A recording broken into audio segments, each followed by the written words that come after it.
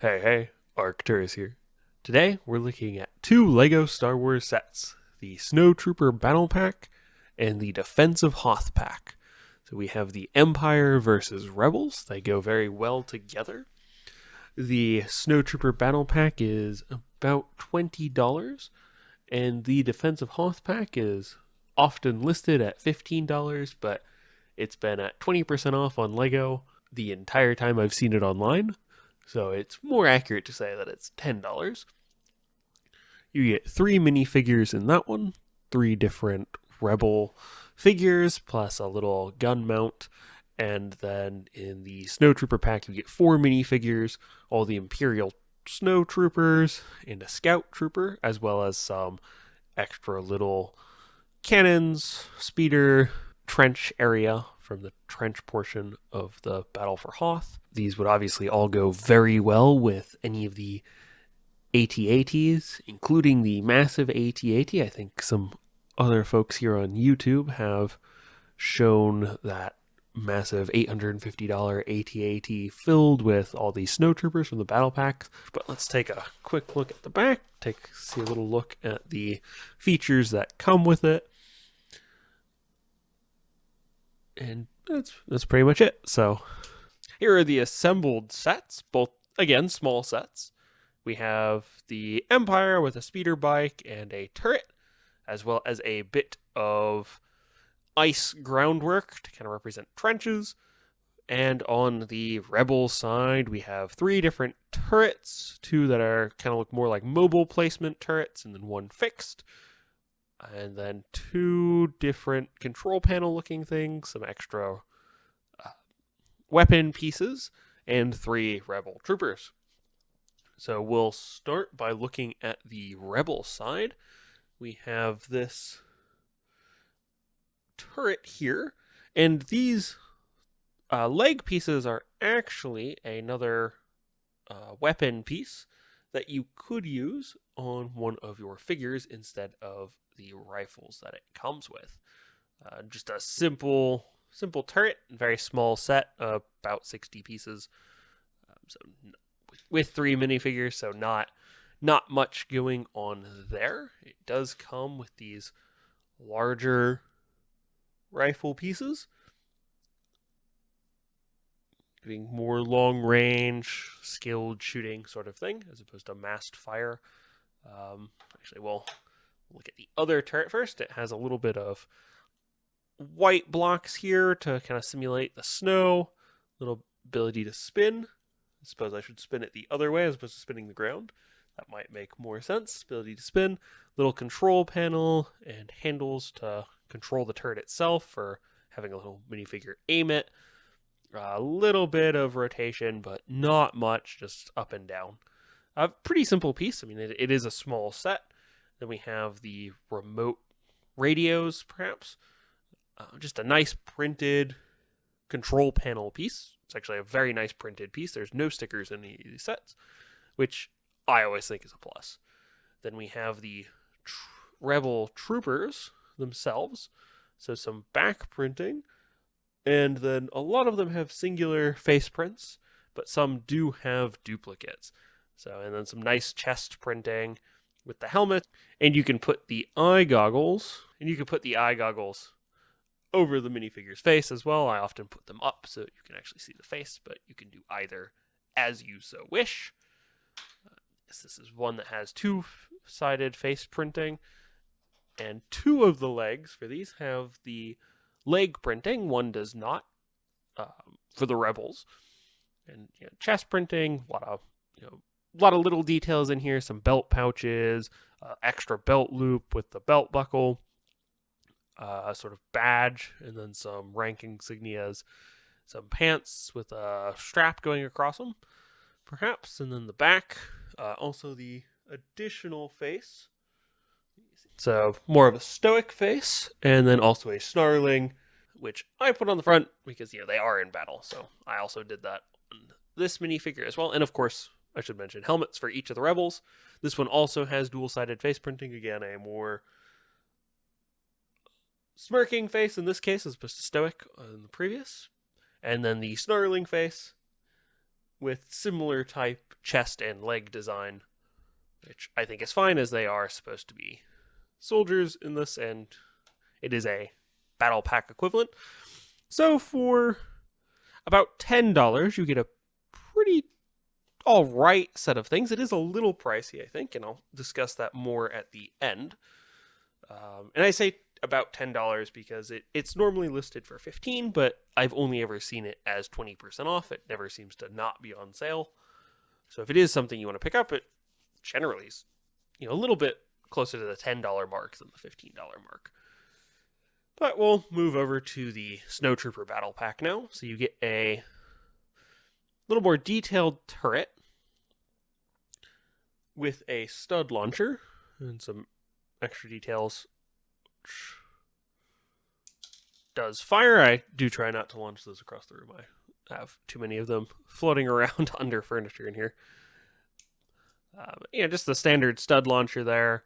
Little movable leg pieces. I'm not sure what these are supposed to be, but they work really well as legs. I think they actually work a little bit better than the rifles used on the Rebel pack. Also have a just little block of terrain, where some snow or ice piled up that you can put a minifigure behind, or line the turret up behind like so. Sits right in that little drop created by those two slanted pieces there. You get a set of binoculars there as well, so they can kind of do range finding sort of things. And then we also have a speeder bike, a Snowtrooper speeder bike, which I think looks pretty good. You've got some handles, slide the minifigure there. It doesn't have studs to hold it in place, but you can attach it to the handle, so that should work pretty well. Little extra pieces on it, and then of course the front of the speeder. I think all in all, a solid little speeder. Not any real complaints about it. It's got a nice printed panel there, although I think that's commonly used in several of the Empire kits. But overall, not a bad little speeder. But what most people really get these packs for, I think, is for the figures. And as these are Snowtroopers, you get 3 Snowtrooper helmets, which are those more canvasy looking helmets for the cold weather. You get some Stormtrooper armor with leg printing, which is very nice. Some very nice details on the chest. The lights. Looks like this one does have a little bit of battle damage, but that could be a feature as opposed to a unique one, because they all seem to have the same little mark there, except for one. And then, of course, you get the back printing as well, which is nice. A lot of their faces are single-sided prints for the Stormtrooper heads there. But since they generally have the helmets on, I don't view that as a terrible downside. Although some people may disagree if they prefer to have them, helmetless on occasion, which I can understand. And this one's very similar to the other single face. You do get different faces, which is nice. They're not all the same trooper, which is good. This one has a little bit different armor, but it does still have leg printing, unlike with the Rebel pack. But as this pack is at the $20 mark, as opposed to $15, that should be a bit better, and you get sort of a rebreather, maybe jump pack sort of thing printed here on the back, which I think is pretty nice. And then they do get one longer rifle here, with I took to be as the sniper version, and when I played the Scout, as this is the Stormtrooper Scout, in Battlefront 2, when I used to play as the Scout there, I always picked, the most powerful sniper rifle, because that was always the fun. This is very similar to the other troopers, although the legs are different. And so here, the 2 different troopers, same torso, but different legs. And then also a different torso from this one with this set of legs. Although I do think you could mix and match pretty easily between these for no real issue. And then the Scout helmet. And these look very nice. You have this little dark spot here that actually protrudes, that actually protrudes outward on the back here. It's actually not just a printing thing, it's actually molded plastic that's a little wider than the rest of the helmet, and then you have a little divot which is printed with the dark black here, but it's also a small divot in the plastic to kind of give that more depth.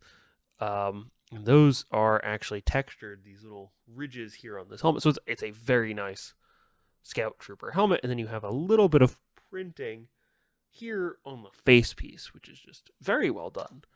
Very impressed with the helmet. So very nice. Those have come the Scout Trooper helmet has come a long way since I played with Star Wars Legos when I was much younger. So it's very nice to see how far they've improved on their product here. So this pack was $20. I've never seen this pack on sale. I suspect it won't go on sale as it seems to be a very popular battle pack. I've seen some of the other ones on sale, I think, although I could be misremembering, but it's definitely much more popular than the Rebels pack version, than the Rebels Hoth pack is. I do think it is a little expensive for 4 minifigures and a speeder bike and a little bit of terrain. This minifigure would go a long way to making that $20 price mark feel better, or if they were priced at $15, that would also make things feel better.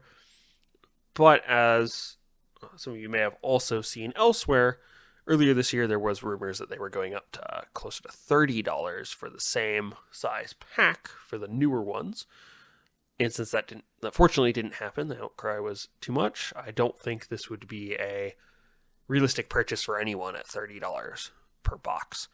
That would be really absurd pricing wise, I think. $20 for me is pushing it, and that's about $5 a figure for a 4-figure pack. If they did go up to 5 figures in the pack, that might be a little easier to justify the purchase of, personally.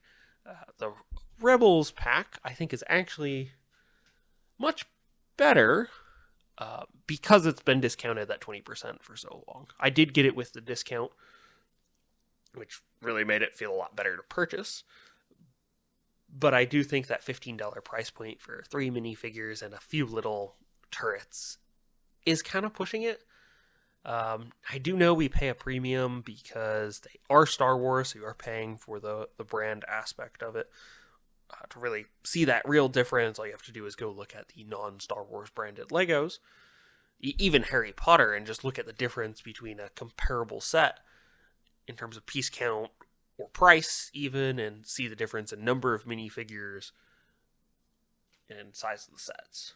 I think that probably the Harry Potter license is probably a little less expensive than the Star Wars one, or maybe it just doesn't sell as well, which I don't think that's true. I suspect it sells very well. But I don't know. It's an interesting thing. If the battle packs did go up in price, I personally would be unlikely to buy one. At the $20 mark, it's kind of pushing it. It's hard to say. It's hard to say. Well, I hope you enjoyed this review. If you liked this video, please leave a like or a comment below. And if you aren't subscribed, please subscribe.